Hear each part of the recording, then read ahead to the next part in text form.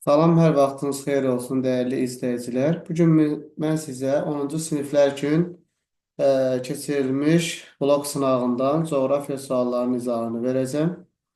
31-ci suala baxırıq. Liviya səhrasına atmosfer yağıntılarının az düşməsinin səbəbi.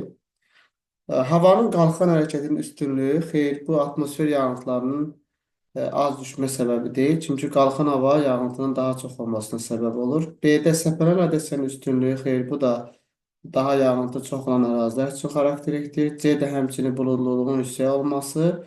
D-də isə enən havanın hərəkətinin üstünlüyü. Təbii ki, enən hava qızır və heç bir yağıntı vermir. Doğru cavab D variantı. 32-yə baxırıq. Fiziki aşınmanın zəif getdiyi məntəqəni və həmin məntəqəyə aid olan düzgün cavabı seçin. Fiziki aşınma ümumiyyətlə isti və soyuq ərazilərdə, isti və quru və bir də soyuq ərazilərdə daha sürətlə intensiv gedir. Və burada zəif getdiyi ərazi soruşulur. Ekvatorial ərazilərdə, həmçinin subekvatorial ərazilərdə bildiyimiz kimi fiziki aşınma daha zəif gedir. Həm bura isti və rütubətli ərazilər olur, həm də bitki örtüyünün zəngin olması aşınmanın qarşısını alır. Daha çox burada kimyəvi aşınma və üzvi aşınma olub bilir. Deməli, burada biz məntəqələrə fikir versək, ikinci məntəqə ekvator boyu ərazidə yerləşdiyi üçün burada fiziki aşınma zəif gedəcək və ekvatorial iqlim qurşağı termik səbəbdən yaranan alçaq təzyiq sahəsində yerləşir. Cavab B variantı. 33. Tropik enişlərdən ekvatorial enişlərə doğru əsən küləklərə aid düzgün cavabı seçin. Tropik enişlərdən ekvatorial enişlərə əsən küləklər passat küləkləridir. Passatlar daimi küləklərdir, yəni il boyu istiqamətini dəyişmir. Birinci varianta baxaq. İl ərzində istiqamətini 2 dəfə dəyişən küləklərdir. Bu passat yox, mussona aiddir. Yüksək təzyiq sahəsindən alçaq təzyiq sahəsinə doğru əsirlər. 2 doğrudur. 3-də alçaq təzyiq sahəsindən yüksək təzyiq sahəsinə doğru əsir. Bu yanlışdır. Cənub yarımkürəsində cənub-şərqdən şimal-qərbə doğru əsir. Bəli, bu doğru fikirdir. Passatlara aiddir. Şimal yarımkürəsində cənub-qərbdən şimal-şərqə. Burada yanlış qeyd olunub. Əslində şimal-şərqdən cənub-qərbə doğru olmalıdır. Deməli 5 də səhvdir. Cavab 2 və 4 A variantı sualın doğru cavabıdır. 34-cü suala nəzər salaq. Aşağıdakı əlamətlər hansı iqlim qurşağına aiddir? Öz hava kütləsi yoxdur. Əgər öz hava kütləsi yoxdursa, deməli bu keçid iqlim qurşağıdır. Əsas iqlim qurşağı ola bilməz. Deməli burada mülayimlik çıxırıq.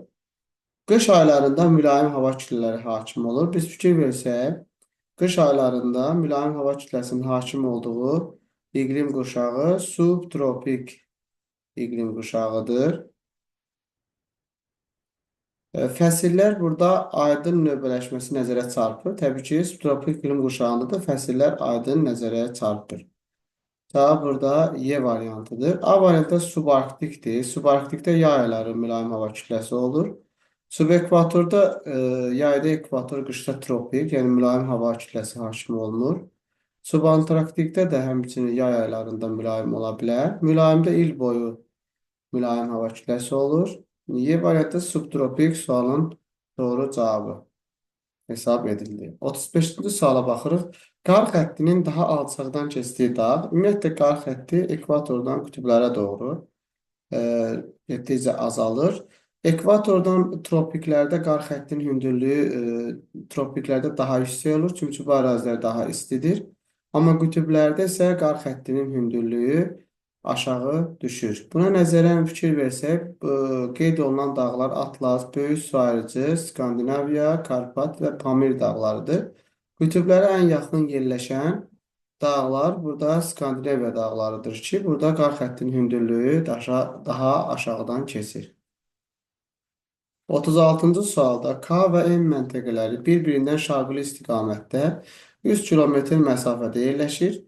M məntəqəsində havanın temperaturu -3 dərəcə olarsa, K məntəqəsində havanın temperaturu və məntəqələr arasında təzyiq fərqini tapın. Qeyd edildiyi kimi bu məntəqələr arasında 3 kilometr məsafə var. Yəni hündürlük 3 kilometrdir. Temperatur bilirik ki 1000 metrdən 6 dərəcə Selsi.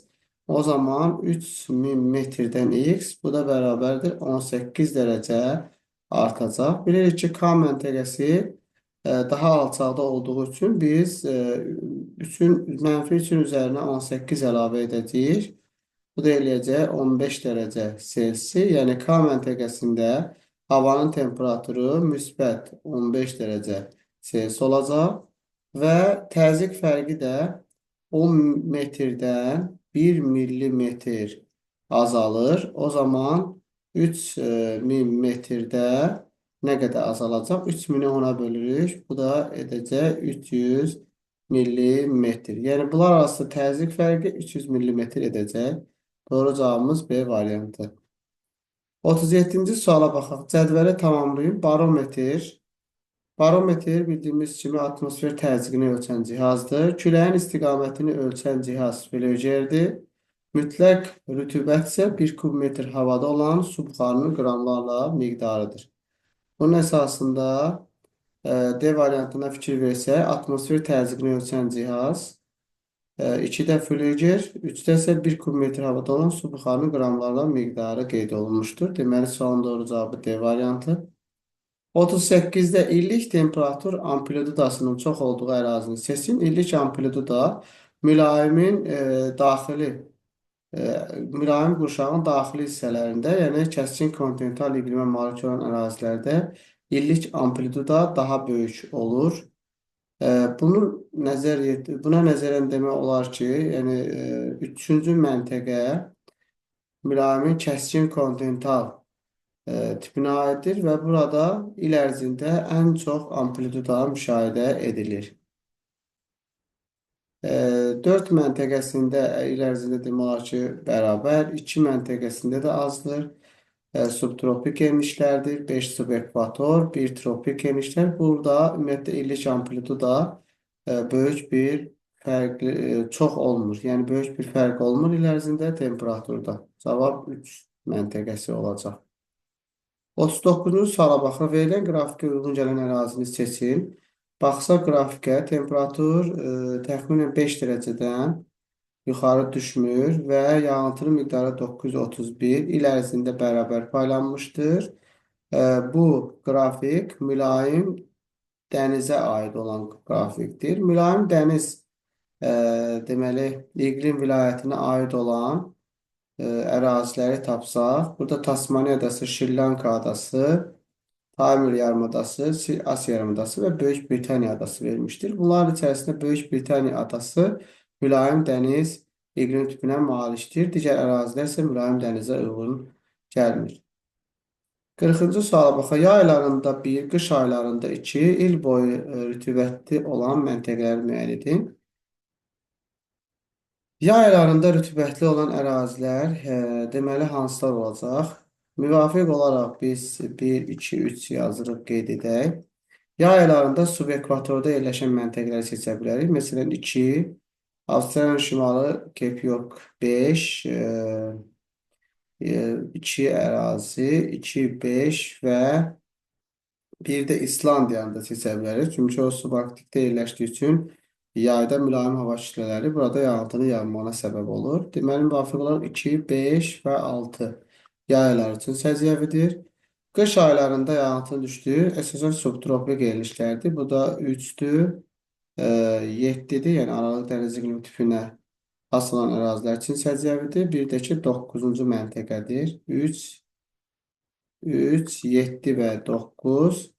İl boyu yağıntıların bərabər olduğu ekvatorial ərazilərdə, həmçinin bərabər rütubətli subtropik ərazilərdə eyni zamanda mülayim dəniz, yəni Böyük Britaniya adası qeyd olunmuşdur. Mülayim dəniz iqlim tipində də yağıntılar il boyu bərabərdir.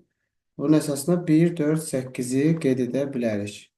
Və variantlara baxırıq. Belə bir cavab 2, 5, 6, 3, 7, 9, 1, 4, 8 Y variantı sualın doğru cavabıdır.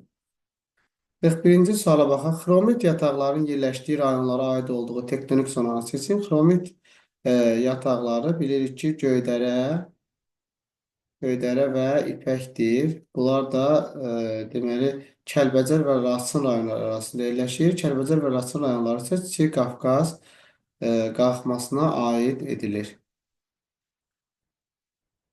42-ci suala baxırıq. 30 dərəcə temperaturda 2 kub metr havada 50% nisbi rütubət olarsa, doyma üçün çatışmayan su buxarının miqdarını müəyyən edin. Burada da qeyd olunmuşdur ki, 1 kub metr havada 30 dərəcə temperaturda 30 qram su buxarı olmalıdır. Lakin bir də 2 kub metr hava olduğu üçün 2-ni 30-a vururuq. Bu da eləyir 60 qram. Amma nisbi rütubətli 50%dir. Yəni 60 qramın 50%-i var. Yəni havada 30 qram su buxarı var. Və çatışmayan su buxarı tapmaq üçün 30-u çıxırıq, yəni 30 qram. 50%-də çatışmayacaq. Yəni 60-ın 50%-ni tapırıq. Bu da cavab 30 qram A variantı. 43. Məntəqədə temperaturun sutkalıq gedişi verilib. Sutkalıq temperatur amplitudunu hesablayın. Amplitudanı tapmaq üçün ən yüksək temperatura fikir versə, ən yüksək temperatur 3 dərəcədir. Ən aşağı temperatur isə -3 dərəcədir. O zaman 3 dərəcədən, yəni ən yüksək temperaturdan ən aşağı temperaturu çıxırıq. Bu da 6 dərəcə edir. Sualın doğru cavabı 6 dərəcə D variantı. 44. Bakı şəhərindən 1110 kilometr cənubda yerləşən məntəqə üçün səciyyəvidir. Bakı 40 dərəcə şimal enliyi.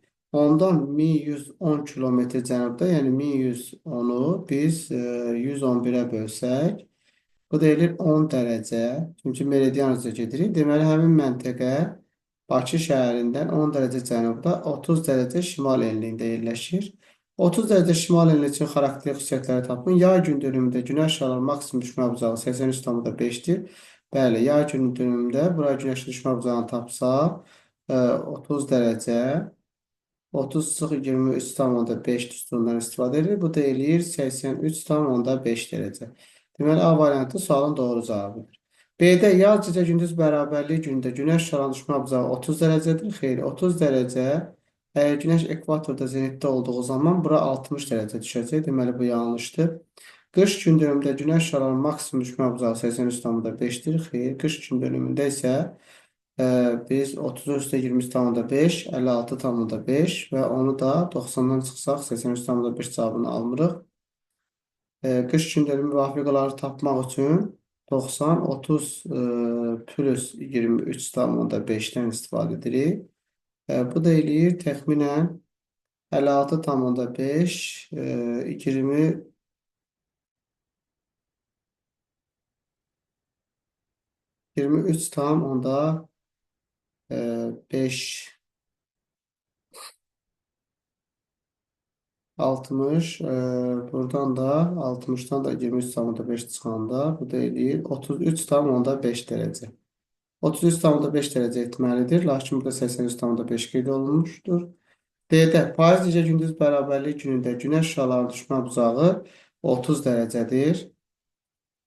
Bu da yanlışdır. Bayaq burada qeyd etdik ki 60 dərəcə olacaq. Qış gündürümdə günəş şüalarının maksimum düşmə bucağı 60 dərəcədir. Bunlar da yanlış fikirlərdir. 45-ci suala bax. Respublikamız ərazisində müvafiq olaraq alet denudasyon gətirilmə konusu, abrazyon relyef formalarının yayıldığı əraziləri müəyyən edin.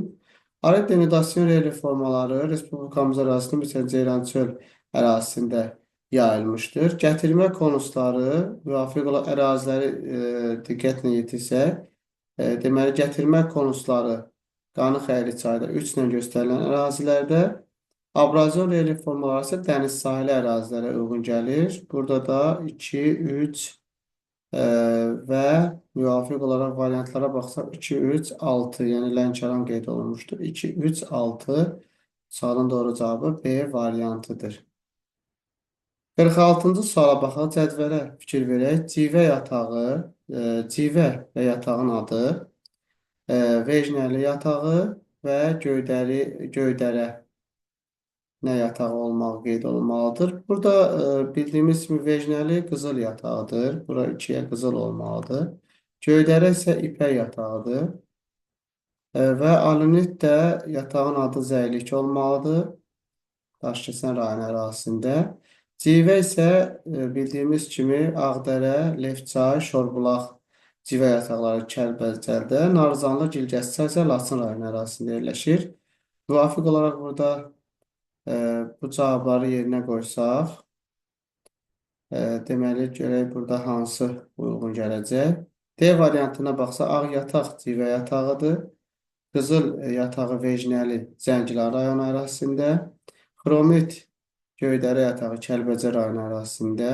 Həmçinin Zəylik Alimit yatağı Daşkəsən rayonuna uyğun gəldi. Cavab D variantı. 47-ci suala baxırıq. Rütubətlənmə əmsalının vahiddən böyük olduğu ərazilər üçün səciyyəvi xüsusiyyəti seçin. Rütubətlənmə əmsalının vahiddən böyük olduğu ərazilərdə təbii ki, yağıntının miqdarı buxarlanma qabiliyyətindən daha yüksək olur. A variantı mümkün buxarlanmanın kəmiyyəti yağıntıların miqdarından böyük olur. Bu yanlışdır. O zaman rütubətli əmsalı daha aşağı olacaqdır. Rütubət çatışmamazlığı müşahidə edilir. Bu səhvdir.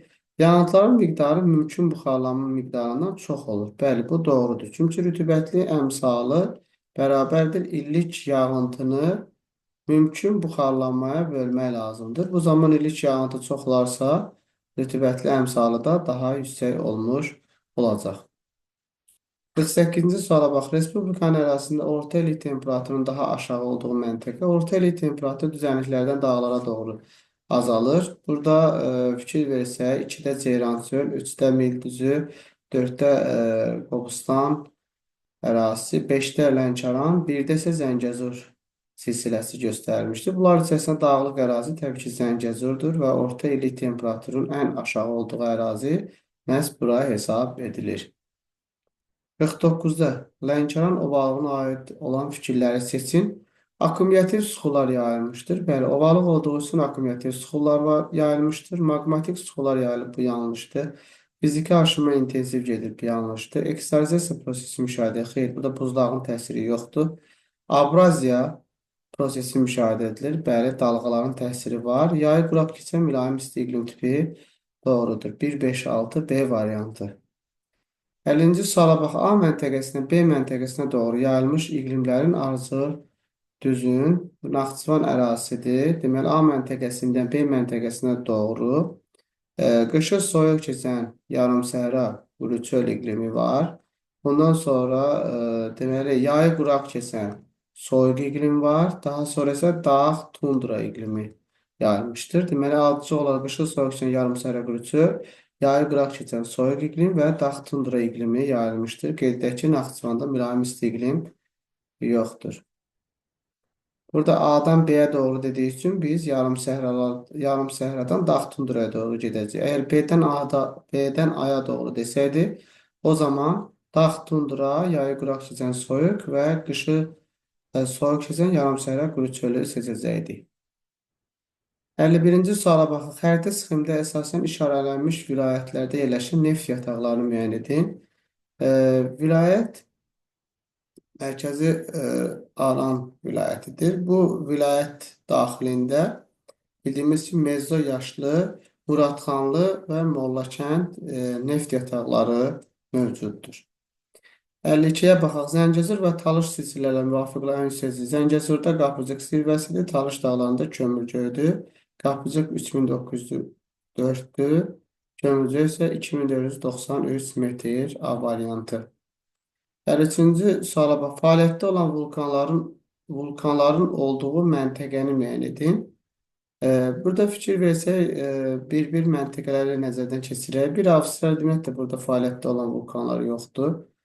2-də Braziliyada, bu ərazidə platformadır, fəaliyyətdə olan vulkan yoxdur. 5-də bildiyimiz ki, Floridadır. Florida yarımadasında da burada heç bir fəaliyyətdə olan vulkan yoxdur. 4-də Böyük Britaniyada Tabaların sərhədinə uyğun gəlmədiyi üçün burada fəaliyyətdə olan vulkanlar yoxdur.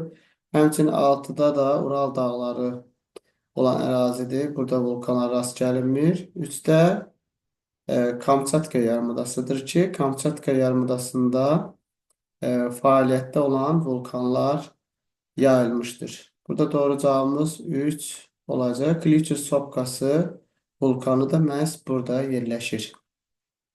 54. Bakı şəhəri ilə 60 dərəcə qərb uzunluğunda yerləşən məntəqə arasında qurşaq vaxt fərqini hesablayın. Bildiyimiz kimi Bakı şəhərinin uzunluğu 50 dərəcə şərq uzunluğudur. 60 dərəcə qərb uzunluğu isə 0, 60 dərəcə qərb uzunluğu isə qırmızıdan qərbdə yerləşir. Müvafiq olaraq bunların saat qurşaqlarını təyin etsək, 60 dərəcə qərb uzunluğu 15-ə bölürük. 4 və qərbdə yerləşdiyi üçün biz 24-dən 4-ü çıxırıq. 20-ci saat qurşağı. Deməli, 60 dərəcə qərb uzunluğu yerləşdi 20-ci saat qurşağı. Bakı şəhərisi 50-dir. 50-ni 15-ə böləndə 3, qalıb 5 qalır. Və deməli, bu da 3-cü saat qurşağıdır. Bakı şəhərdə yerləşir 3-cü saat qurşağı. 0 və 24-cü saat qurşağı ilə 20-ci saat qurşağı arasında 4 saat qurşağı fərqi var. Deməli, 0-la 3-cü saat qurşağı isə 3 saat fərq var və 4-ün üstünə də 3 əlavə edirik. Bu da edir 7 saat. Yəni, cavab 7 saatdır. Qısa yolla da tapmaq olar. Lakin izah etmək üçün mən bu yoldan istifadə etdim.